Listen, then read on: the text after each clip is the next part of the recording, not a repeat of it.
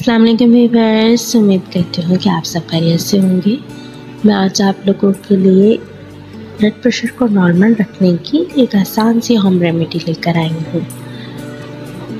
चलिए देखते हैं इस रेमेडी को तैयार करने के लिए हमें किन इंग्रेडिएंट्स की ज़रूरत है। इस रेमेडी को तैयार करने के लिए हमें 2 इंग्रेडिएंट चाहिए।